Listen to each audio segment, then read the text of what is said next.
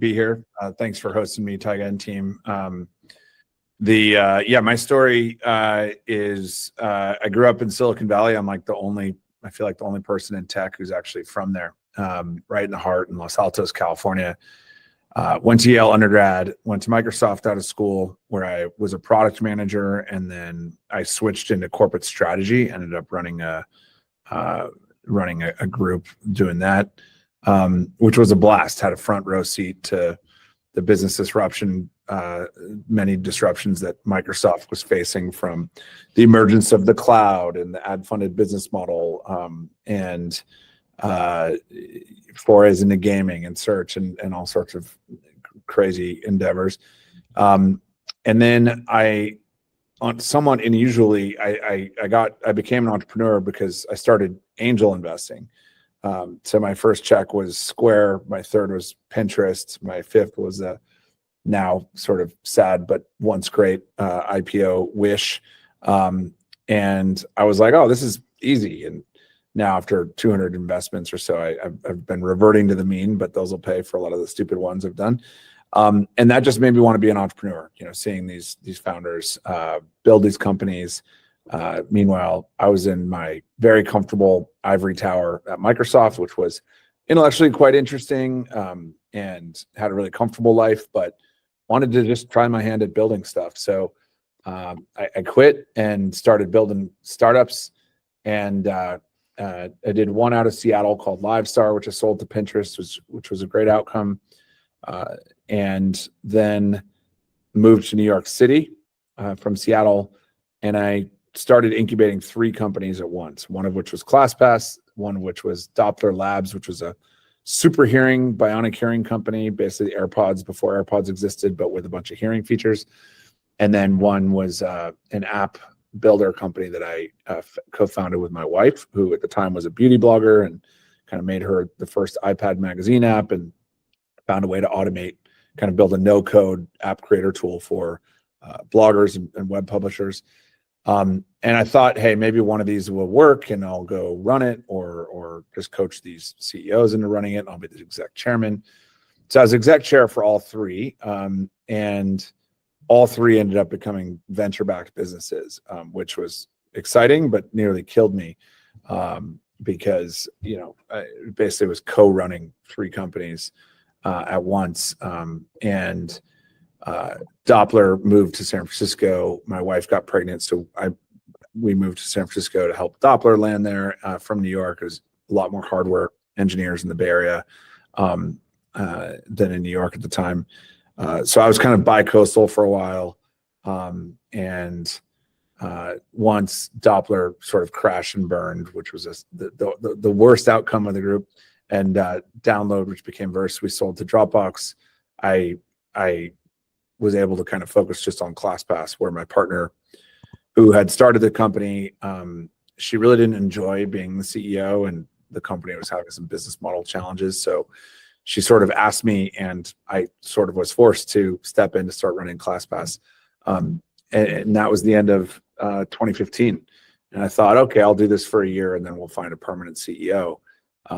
But I fixed the business model, came up with this credit system that ClassPass has, and it really started to work. And it was a blast to work in the fitness and wellness industry. So I stayed, scaled to 30 countries. Eventually I moved out to Missoula, Montana, where I'm based now, and moved the ClassPass HQ out here, originally because employees here were, happier, cheaper, stayed at the company longer. And my CTO was from here. So, I kind of followed him and some other execs who moved here. And then, pandemic happened, got us through that. Coming out of that was going to do a SPAC IPO. And thank God we didn't do that, because it's been a rough road for those who SPAC'd. And instead we got an offer from Mindbody to be acquired. And so we did an equity merger. And after maybe 6 months or so of being the president of Mindbody, running ClassPass and the Mindbody consumer business, my boss, who's a close friend, Josh McCarter, was the CEO. He asked me to step up and become the CEO of Mindbody, because we needed he's more of a sales and marketing leader, and we needed more of a technical, product-minded leader to take Mindbody through the sort of product transformation and upgrade needed. So that's the story. Yeah, I kind of woke up here, and now it's been 7 or 8 years of being in wellness technology, and now I'm the CEO of Mindbody and ClassPass, and we run ClassPass as kind of a semi-autonomous division of Mindbody, kind of like LinkedIn at Microsoft or Instagram at Facebook or YouTube at Google. So that's the story. I appreciate the kind of background, the context of where you're at, where you came from.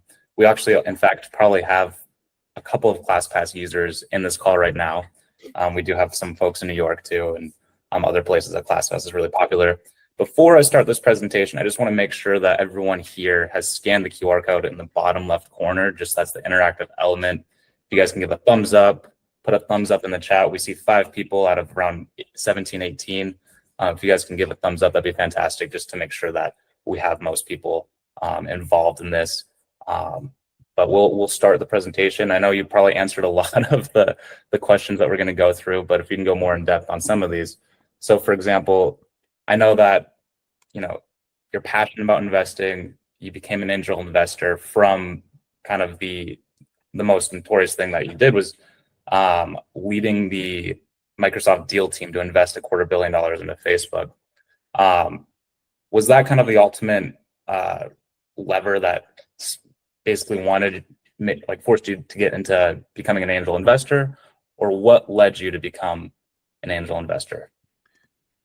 I mean, it was a confluence of things. One was I finally had enough, money. I'd gotten senior enough at Microsoft I was like maybe 27 or 28. I was a senior director, and finally had enough cash to actually write a check to a startup for the first time in my life. So that was one variable.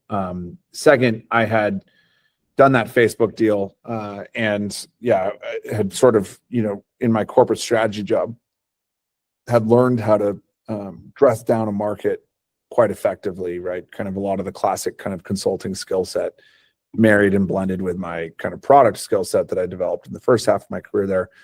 And that is a valuable combination for investing, right? Like being able to do kind of the banker consultant analysis, but also being sort of more tech native and having a sense of how things are built and being able to evaluate engineers. So, or an idea's viability. And so, combined with, I was bullish on technology until we sort of all the way until we achieve AGI. And I still believe that it's going to be one of the best asset classes. And venture capital has been probably the top performing asset class for the last 30 years. Kind of supplanted private equity. We've had a pretty good run from the late 70s when KKR invented it to the early 2000s when it kind of switched, coming out of the dot-com crash. And so and then I think the last insight was, the way to make super normal returns is to not just sell your time, but to own equity in something. And there's 2 ways to do that. You can earn it with sweat and build something and build equity value, or you can buy it if you have access. And I was really fortunate, being a young executive at Microsoft gave me a great calling card for startups, and the Facebook deal had kind of put my name on the map with the investor community and in the Bay Area who wanted me involved with their companies to provide some connectivity to Microsoft. So my boss, the CFO, I had to navigate conflicts because Microsoft's in a lot of businesses, so I had to be careful about what I was able to invest and not invest in. But they were really supportive and saw the business value of me being even further connected to the startup ecosystem, providing us with good information, access to companies.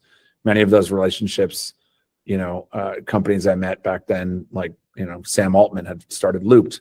I brought him up to Microsoft. We looked at acquiring them a couple times or just doing partnerships. Or another example is I met the Spotify founder, Daniel Ek, and his right-hand guy, Shaq Khan, in London, like before it was a thing, and tried to convince Microsoft to take a look at doing something big with Spotify. So it was this really great nexus of synergy between, you know, what I wanted to do, which was an intellectual interest in learning about these companies and getting some, you know, chance for asymmetric upside, or super normal upside, combined with there being a benefit to my employer and having a really supportive boss in my CFO. So that's how it started. Wow. Amazing. And I know that you're pretty much kind of answered this kind of in a nutshell, but I think, you know, being part of that corporate environment at Microsoft, it's super safe. You know, it's a consistent salary. You know that you were growing up the ladder quite fast and in rapid succession. At 27, 28, you're already an exec. What ultimately was the factor that you wanted to be in a more risky world of startups, leaving that corporate environment? Yeah, I think I'd always had like business ideas, even way back in college, and you know, a large part of why I went to Microsoft, in addition to, you know, needing a check every month, because I wasn't somebody who was going to be able to just float around on my parents' dime. My dad was very clear that, you know, after college I needed to pay my own way. Was to go learn how to build and ship software. You know, growing up in the Valley, I'd seen great founders do great things. I had friends who worked at Apple. My parents' best family friend was John Warnock, who started Adobe. He's my brother's godfather. You know, one of the great companies, continuing to be one of the great companies in the industry. And so, you know, I sort of had just become too comfortable and realized that I was in a dangerous place, because I was so comfortable and it was intellectually interesting.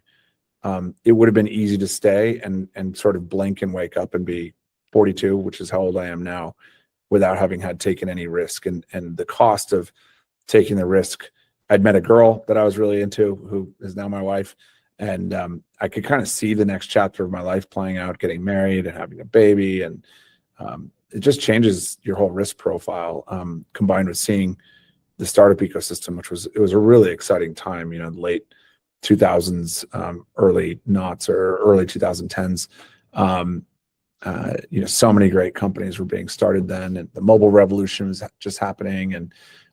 And so I just sort of was like, let's go try this now. And I also had the safety net of, you know, my boss, my longtime boss, Chris Liddell, had left Microsoft. My new boss, Peter Klein, was the CFO, and he was great. He's like, look, totally respect it.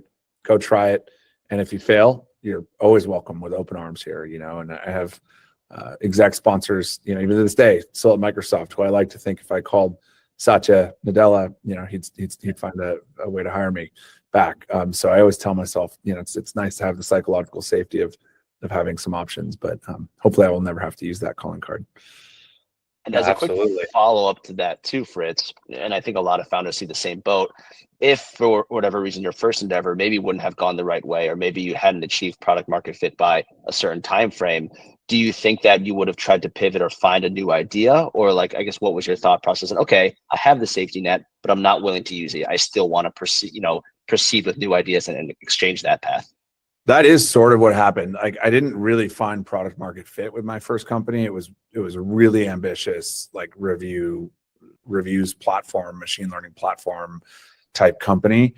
And we tried to build a consumer product that didn't really work, but it had this really amazing tech and engineering team. And so it was sort of an acqui-hire with Pinterest, and we talked to Google and others about buying it. And to be clear, like, I had basically talked my wife into quitting her corporate job, my then girlfriend, to quit her corporate job to start this app builder company around her brand, which was JNSQ, which became Download, DWNLD.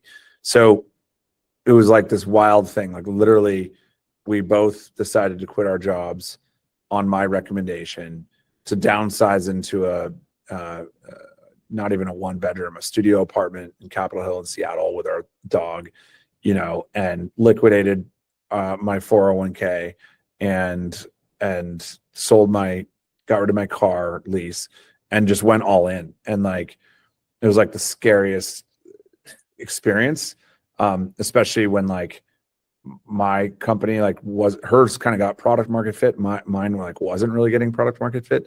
But I kind of realized that it's just like video game death. And especially when I was able to sell it successfully and have a great outcome, it wasn't like real death. It's like, just go start the next thing as long as you can find people to support you on it. And I'd learned enough and built enough credibility with the investor community that it wasn't really hard to raise for, the next couple of endeavors that I wanted to go pursue.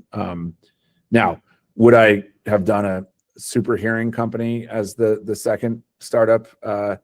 Now having learned what I've learned about hardware and manufacturing and supply chains and how hard it is to raise money for a hardware company, probably not.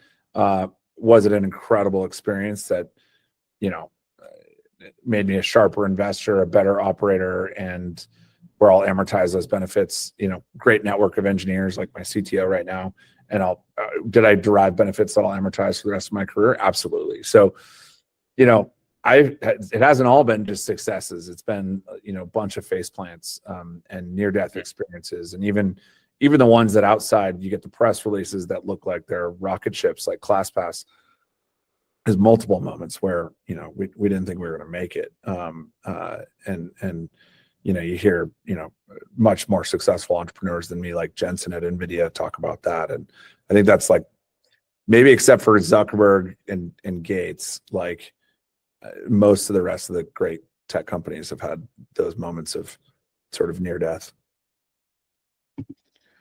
Well, kind of going off of that, I know that a lot of grit, determination, are kind of some traits that are important traits that make up an entrepreneur. This is the interactive element of the presentation.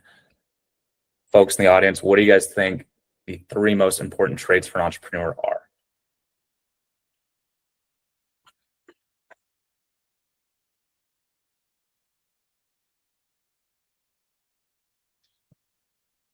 So yeah, creativity, grit, good communicator, perseverance.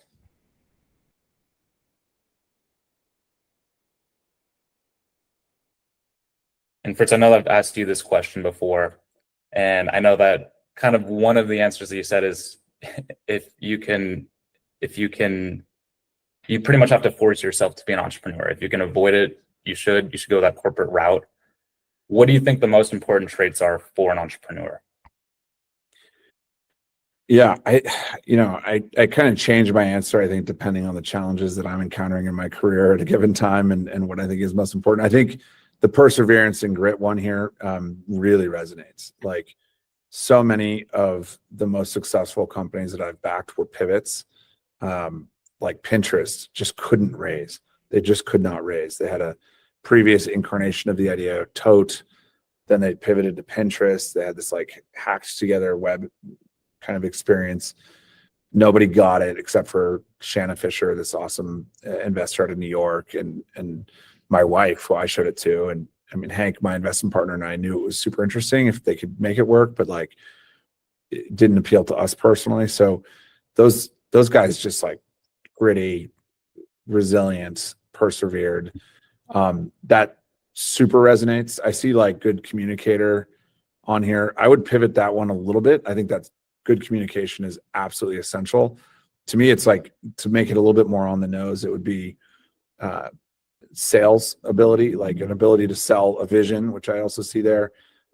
Because honestly, it's harder than getting like VCs to invest in your company or angels is getting great engineers or designers or product people to come work for your company, let alone selling a customer if you're in a B2B space. Like, so I think there's something to like salesmanship and the kind of Jobsian reality distortion field. And these startups are highly irrational things to do and have a million reasons they're going to fail, and the math's just stacked against you. And so to do it, to get great people to close sales, to close investors, to kind of do deals and M&A, you got to have some reality distortion kind of capability.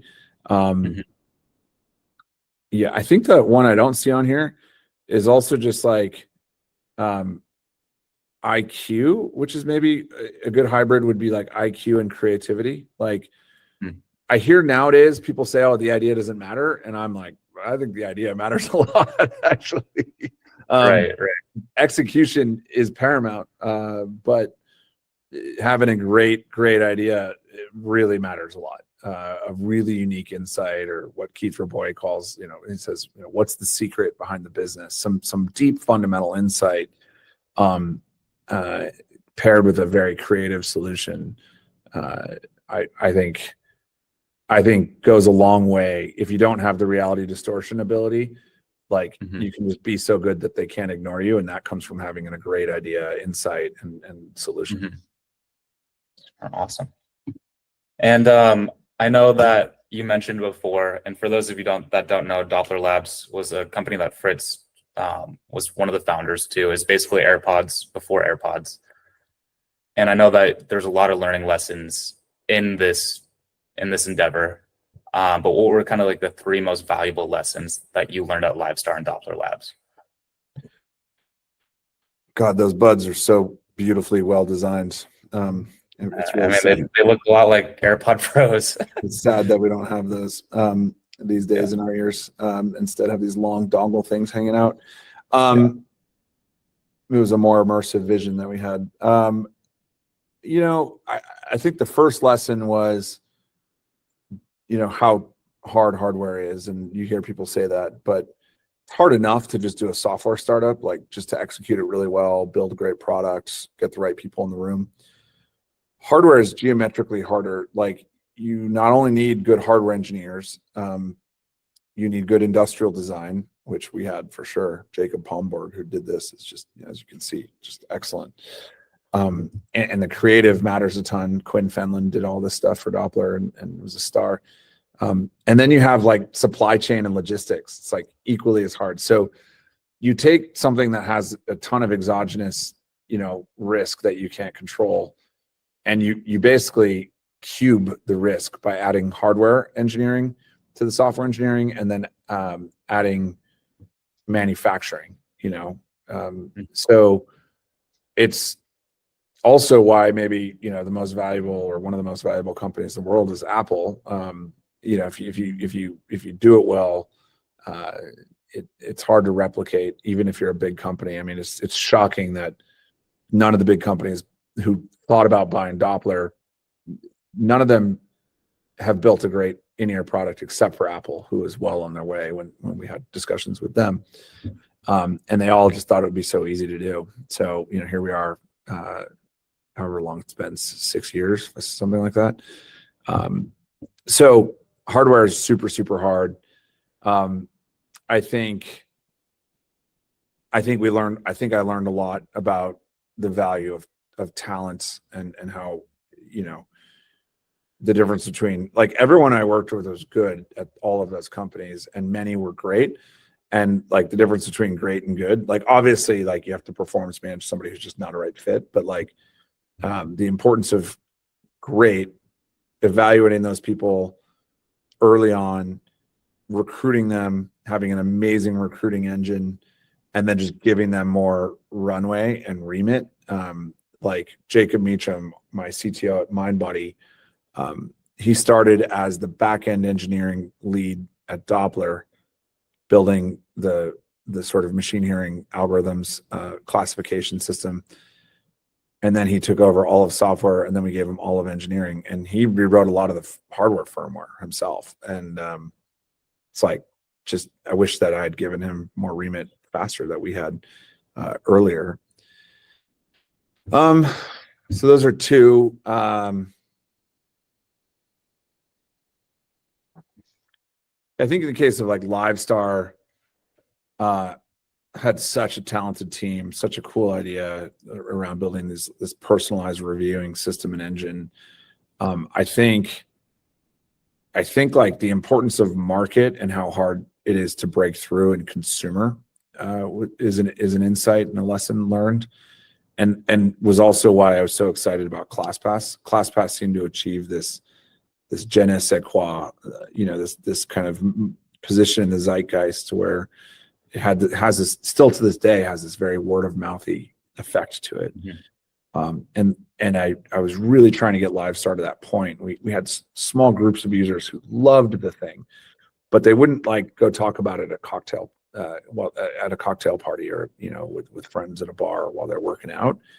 And the difference between that's like the difference between like good and like great. And that's like the whole ball game, especially in consumer. Like consumer is just super tough. Well, and kind of going off that, being an entrepreneur is one of the most difficult endeavors that, a person go after in their career. What percent of startups successfully raise venture capital? Just if anybody, and this is another interactive element.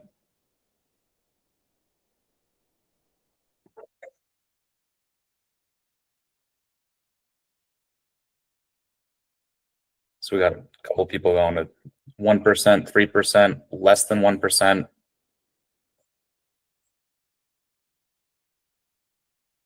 All right, well, 7%. Yeah, so to put into kind of the reality of it, less than 1% of startups successfully raise venture capital. So it's one of the hardest feats to do as an entrepreneur is to successfully fundraise. And Fritz, we know that you successfully were able to raise $285 million Series E round at ClassPass, bringing ClassPass to unicorn status. Could you explain just like that process? How were you able to transform ClassPass and bring it to this level? I know when you came in that, it was Classtivity at that point. So it wasn't even, the branding was different, but if you can explain that.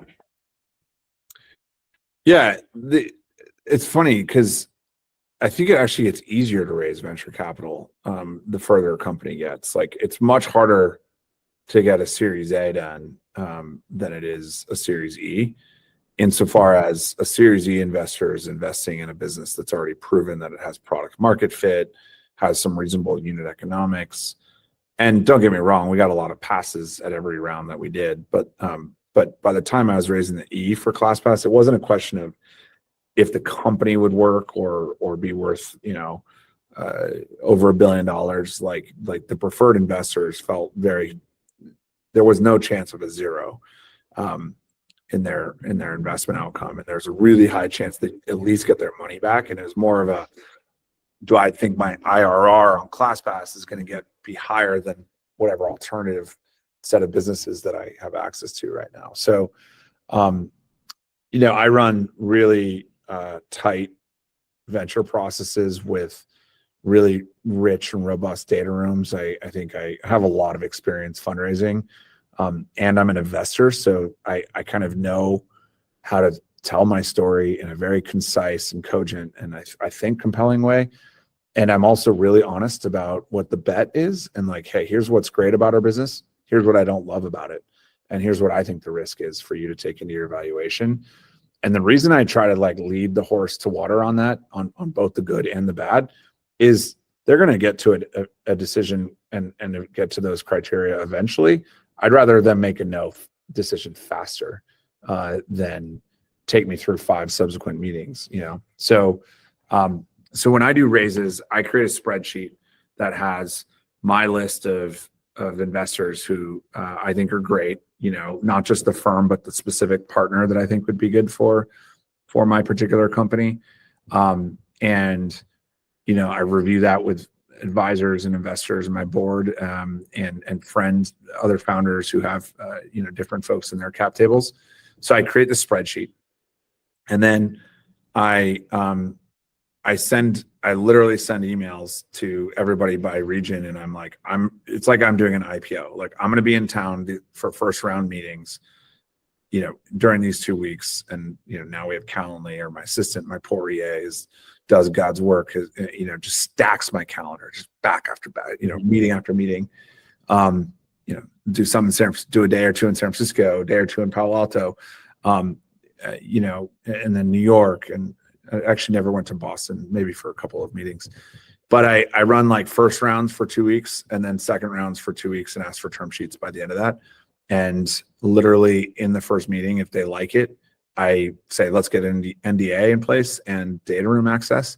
And when they get into the data room, they have a call with my CFO and his right-hand woman, who's an executive leader, and their team. And they onboard them into the data room. They show them what all the different files are. And we make sure that it's all there. and just try to save time and then try to bring as many of the trains into the station as we can at the same time. Wow. I love that. And I know that we're kind of getting up on time, so we'll have to go through the latter half of this presentation a little bit faster. But at what stage do you think most startups fail? Is it the fundamentals, the scaling phase, or the growth phase? So some people are saying fundamental, most people are saying the fundamental phase. Well, in fact, it actually is the scaling phase. That's the phase that most startups fail. They kind of get their boots off the ground, but really getting from 10 to 100, that's the point where most startups fail. What surprised you, Fritz, in your journey growing ClassPass to where it is now? I mean, it's recognized global. We have, down here in Latin America, they have, ClassPass Argentina, they have ClassPass Chile, they have ClassPass Peru. Even in Japan, they have ClassPass Tokyo. It's all over the world. What surprised you the most growing ClassPass to where it's at now? I think what surprised me the most was, like, before you run a successful startup, you have, and probably the bias on the previous poll there, where it's like, it's like the perception is like, once you get product market fit, like the rest kind of takes care of itself. And there is an element of truth to that. Like I have found that, the finding product market fit is really, really hard. And if you do that, the money comes, the talent will come with you and whatnot. But these businesses are just like, there's continuous challenges that emerge that you couldn't have foreseen, or these companies are just evolving so much even after achieving product market fit. I mean, ClassPass went through 2 business model pricing iterations after raising our Series B, and so, and even to this day, kind of continues to have really interesting bets stacked up. So it's kind of like a game of Texas Hold'em, where you have 7 cards you have to turn. It's not like it's just like the cards you're dealt initially. It's like each turn kind of reveals a lot about where you can inflect the business and where you can take it. So I think that's been the most interesting and surprising part, has just been, my execs and I have a joke of, we're going to know in 3 months, like, how big the company is going to be. Because that's what we've been saying for 7 years. Like, oh, this new credit system, if that works, we're going to kind of know, is it like a $1 or a $3 billion outcome? And, our wives roll their eyes. So it's like, hey, we're just 3 more months and we're going to know if these bits are turning out. And then some new big question comes up. So Matt Kohler, who is a friend and partner at Benchmark, he was early on the LinkedIn team and then early in Facebook, and was kind of my counterparty on a lot of the Facebook stuff. And he told me once, these successful startups look like, if you zoom out, they look like one big hockey stick, but if you zoom in, they're a series of S curves. And that really resonated with me as a metaphor. It's like, so right. Like, you break through, you get a growth, then you run into the next challenge or question, break through, get growth, and then you run into the next S curve. Got it. Yeah, I feel like all the best businesses have kind of those strategic pivots continuously. And then, here, we don't have to, I feel like everyone already knows this answer to the question. I guess I feel like you've already answered this, but what do you think the most difficult part of the entrepreneurial journey is thus far? Yeah, certainly losing people money, which I've now done, which sucks, is like, that was probably like the worst moment. Having a business fail and having to shut the doors and stuff is just, it's not an experience that I ever want to go through again. But it's the game. And so I'd say that was really, really tough. And then I think the other thing that I've hated the most is having to part ways with folks, firing people, which is just a cost of doing business, and doing it with speed, with empathy, and with grace is a highly differentiating skill as an operator, but not one that you can really learn until you do it.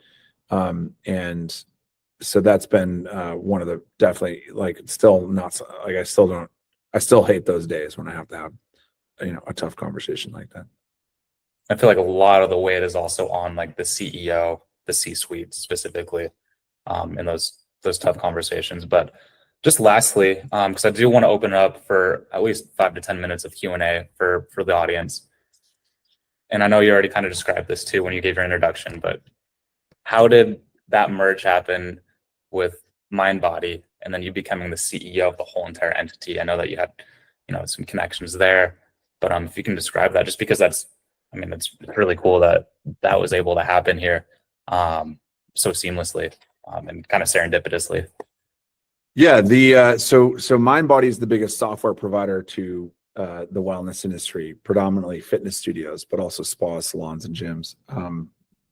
And so if you're a yoga studio, odds are you're using Mindbody to take your payments, schedule your classes, take your bookings, manage your staff, look at your analytics and reporting, send your email marketing, all of that through Mindbody. ClassPass is for the studios and merchants, the wellness businesses, is inventory liquidation. So we say, hey, you sell what you can at full price, then stick what you can't sell on ClassPass. We'll try to get you the best price we can for it, and we'll liquidate your inventory and get you this high margin revenue from this different group of consumers who cares about variety, wants discounts, and is willing to wait till the last minute to see if they can get into a class in many cases. So we were partners because ClassPass tied into Mindbody's APIs. And I wouldn't say frenemies, we were friends, but Mindbody charged ClassPass for API access and kept hiking those rates up over the years, and which led to some standoffs. And Rick, the founder of Mindbody, we couldn't have built ClassPass if he hadn't had an API that was open. It allowed us to bring a lot of merchants onto the platform quickly, and was a good buddy and kind of a mentor. And so we'd always been in touch. And then he handed the reins of Mindbody off to Josh McCarter, who I'd gotten to know through negotiating our business, commercial relationship, and is just an awesome guy. And so we were kind of friends. We would trade notes. Josh is incredibly affable, multiple time successful entrepreneur. And he heard, we were going to go public, ClassPass was. And so we said, hey, last chance. Like, we've talked about the industrial logic of bringing these companies together being super strong. Having one, it's one phone call instead of 2 reps calling on a studio to try to sell in. Just one could do it, right? And one conversation. ClassPass could just be another product we offer to the Mindbody customers, and the data sets and all sorts of other synergies. So I said last call, and they brought in Vista Equity, who had taken Mindbody private, to meet us, and they decided to make an offer. And after a bunch of negotiating, we were able to get the equity merger done. So we brought the businesses together, and the deal, I was not supposed to take over as CEO. I agreed to stay on, for a tour of duty, continuing to run ClassPass division, taking the Mindbody consumer app, nurturing that, because that provides a lot of leads to the Mindbody customers. And Mindbody was in the middle of a long time transition on the tech side of things. It's a legacy system that had to be upgraded and modernized and moved to the cloud. And the CTO of Mindbody had to leave for some personal reasons. And so Josh, the CEO, was like, look, first he tried to get me to be the CTO, which I wasn't ready to sign up for another 4 or 5 year tour of duty, because I could have just left and become a CEO somewhere else, or started a new thing, or become a VC. And he said, well, what if you took my job? And so he offered to hand me the reins. And I thought it was just such a cool opportunity. I like the competition in the space that I'm competing with. I like that it's a very execution and product and engineering oriented job in front of us. And I love the mission. I love getting to serve entrepreneurs who help people live longer, more inspired lives. It's just a great way to spend my day. So I signed on, and now I'm a year and a half in. It's going pretty well. I love it. And now ClassPass and Mindbody is the biggest health and wellness company in the world.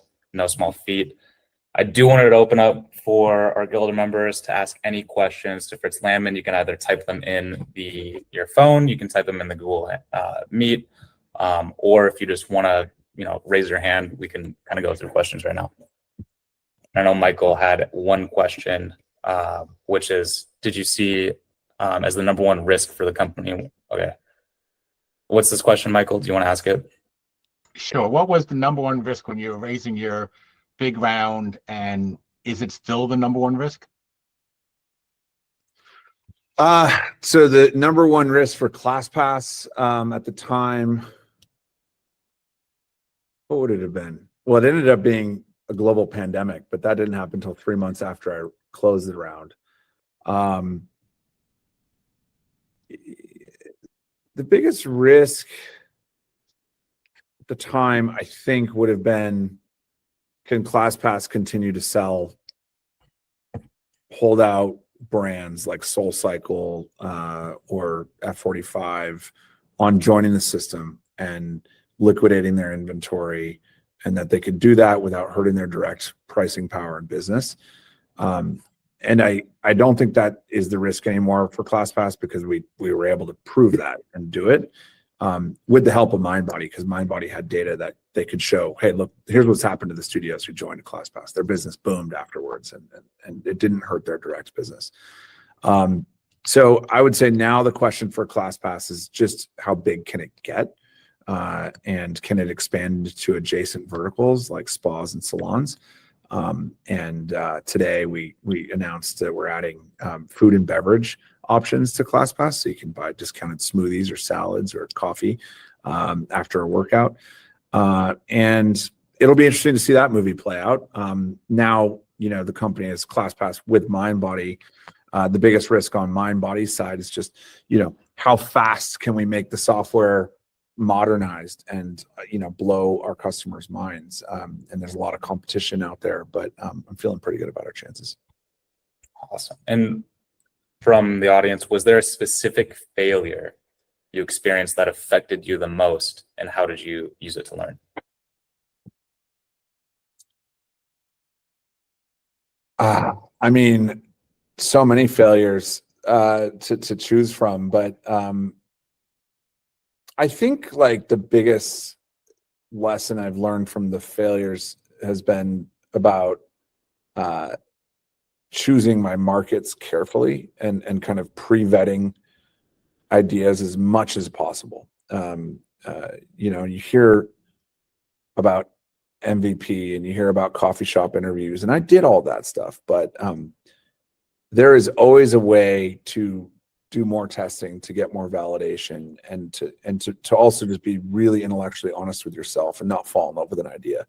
Like on Doppler, I sort of fell in love with the idea that if I could solve bionic hearing, there were so many people we could help with tinnitus and misophonia and hearing sensitivities and neurological disorders that could be triggered by audio effects, that I sort of, we did do that, and we have these emails from people that are just incredible about what we did for them, and they still use our old products, and it's made it so that somebody with misophonia can now go to a restaurant and filter the dishes clinging noise. That's pretty cool, but I should have vetted the physics more. Like, how much battery power can we get into this thing? How much compute do we really need to be able to do these things effectively? How much can we include the sound? So I think my regrets is always like, was there more I could have done to have avoided the failure in the beginning? And another question, what do you think you'll do after Mindbody? Oh, I have no idea. I'll have to have a long conversation with my wife at that point, and she'll be a co-pilot on whatever decision I make. But I used to think, I'd be an operator and then become a VC. I don't think I'll become a VC. I think there's a lot of VCs, and I think there's not as many great operators in the world. And so finding a way to leverage my operating expertise while also making some time to invest and give founders some advice when I can is a pretty great existence.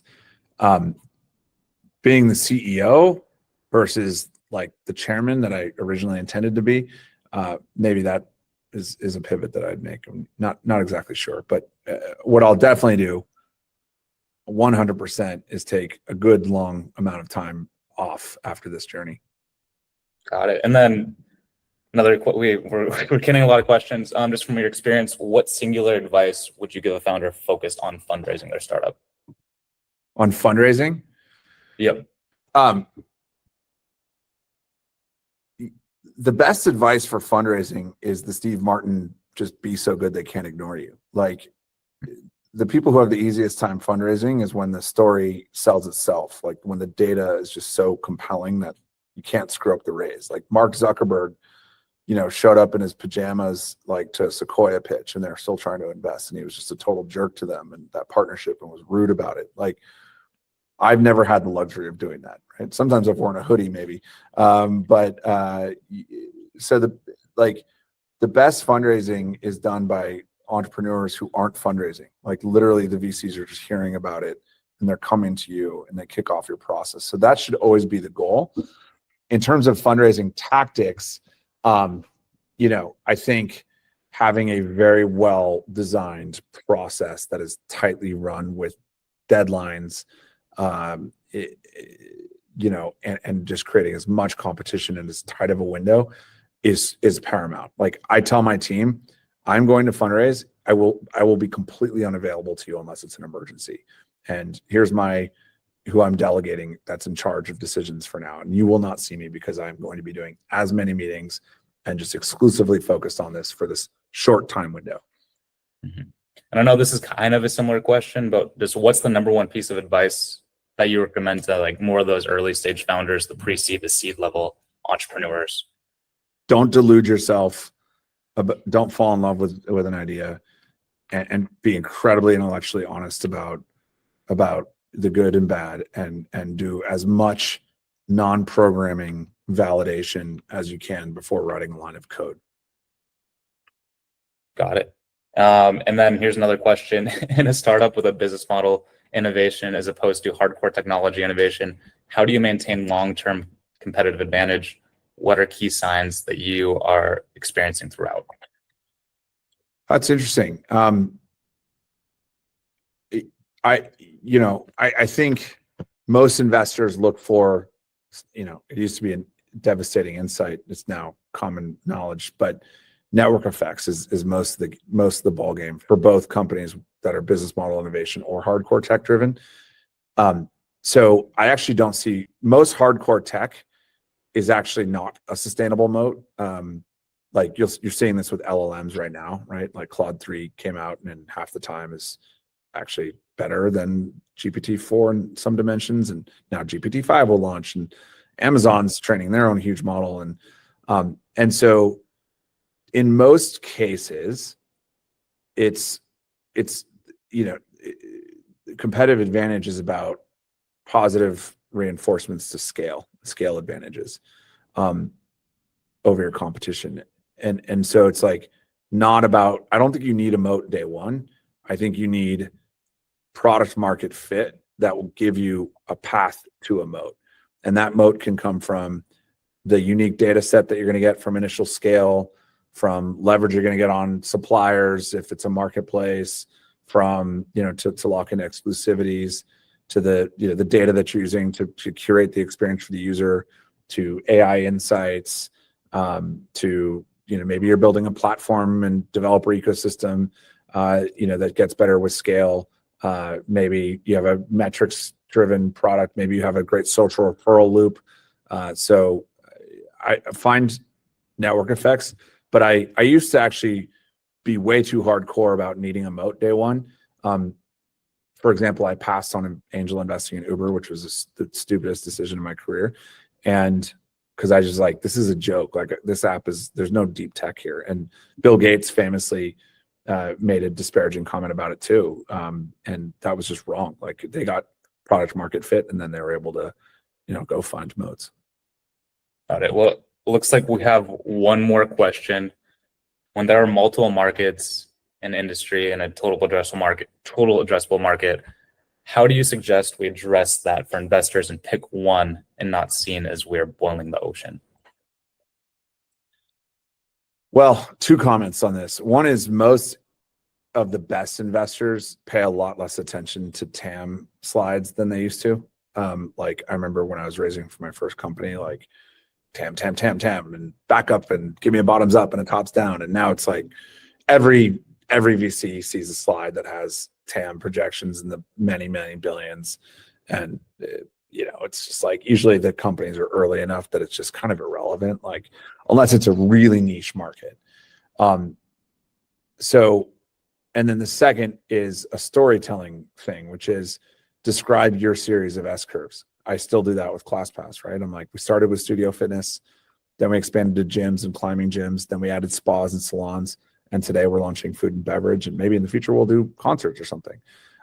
So tell your series of S curves narrative as if you'd already achieved it, and have a plan, and they'll know that the plan is going to change, but how each phase earns you the right to go after the next frontier is, I think, the way to do it. Using the Amazon books to CDs to everything analogy. Okay. Well, Fritz, I think pretty much we answered most of the core questions, and I really appreciate your time. We do have a networking event coming up here later this month, and if you have time to show up to that, we'd love to see you there. But anybody else just have any last comments or questions, or anything they'd like to say? Yeah, just want to again thank everyone for joining. Fritz, obviously the insights and the rapid fire insights on the different questions we had. I think again it's really refreshing seeing someone who's come, like you said, to the level of achievement through business, but also it can be upfront about the failures and what it took to get there. I think that really resonates with a lot of founders at any stage. And so for everyone who joined, thank you again, Fritz, you especially, and Tyga, Michael for helping put this on. So hopefully everyone got some good value of it, and we'll see you at the next one. Thanks, guys. Great to see you as always. Thank you guys so much. Cheers, everybody. Take care. Take care, all.